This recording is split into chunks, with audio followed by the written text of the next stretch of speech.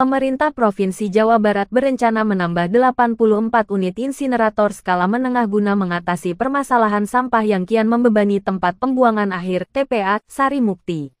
Rencana ini disampaikan Sekretaris Daerah Jawa Barat, Herman Suryatman, usai rapat koordinasi pengelolaan persampahan di Gedung Negara Pakuan, Kota Bandung, Senin tanggal 5 Mei tahun 2025.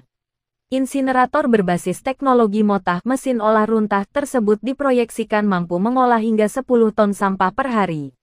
Total kebutuhan anggaran untuk pengadaan perangkat tersebut ditaksir mencapai 117 miliar rupiah dan akan dibagi bersama antara pemerintah provinsi dan pemerintah kabupaten kota. Untuk mengurangi ketergantungan pada Sari Mukti, kami butuh 84 insinerator. Anggarannya akan ditanggung gotong royong antara provinsi dan daerah, ujar Herman.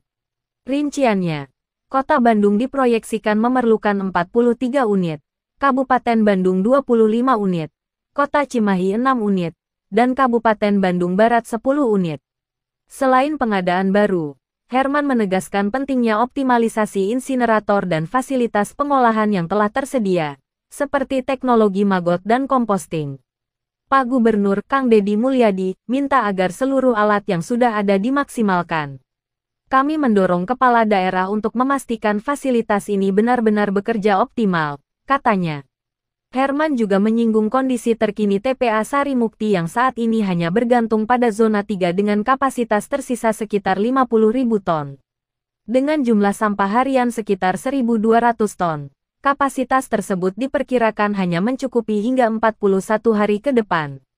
Untuk mengantisipasi hal ini, Pemprov Jabar tengah menyiapkan zona 5 yang ditargetkan mulai beroperasi pertengahan Juni tahun 2025. Penggunaan insinerator sebagai solusi pengolahan sampah di Jawa Barat bukan merupakan hal yang baru. Pada tanggal 9 Agustus tahun 2023, Gubernur Jawa Barat saat itu, Ridwan Kamil, telah mengumumkan pemenang tender proyek pembangunan dan pengelolaan tempat pengolahan dan pemrosesan akhir sampah TPPAS Legok Nangka yang berlokasi di Desa Citaman, Kecamatan Nagrek, Kabupaten Bandung. Kendati demikian, penerapan teknologi insinerator sebagai pembangkit listrik tenaga sampah PELSA atau konsep waste to energy di lokasi tersebut menuai kritik. Direktur Eksekutif Walhi Jawa Barat, Meiki Paendong kala itu, menyampaikan keberatannya terhadap pendekatan tersebut. Insinerator adalah metode paling mahal dalam menangani sampah dan menghasilkan listrik. Biaya tipping fee dan skema kontrak put or pay membuat daerah harus tetap membayar meskipun sampah yang diolah lebih sedikit, kata Meiki. Ia menambahkan, insiden kebakaran di TPA Sari Mukti menunjukkan bahwa anggaran pengelolaan sampah masih minim, sementara daerah sangat membutuhkan dana tambahan untuk pengolahan sampah terpilah, terutama sampah organik yang mendominasi volume di kawasan metropolitan Bandung. Lebih lanjut, Meiki menekankan bahwa dana publik seharusnya dialihkan untuk memperkuat sistem pengomposan, yang tidak hanya lebih ramah lingkungan, tetapi juga berpotensi membuka lapangan kerja 6 kali lebih banyak dibanding insinerator. Kini Walhi Jawa Barat juga kembali menegaskan penolakannya terhadap rencana pemerintah Provinsi Jawa Barat yang berencana memanfaatkan teknologi insinerator untuk mengatasi masalah penumpukan sampah di TPA Sari Mukti.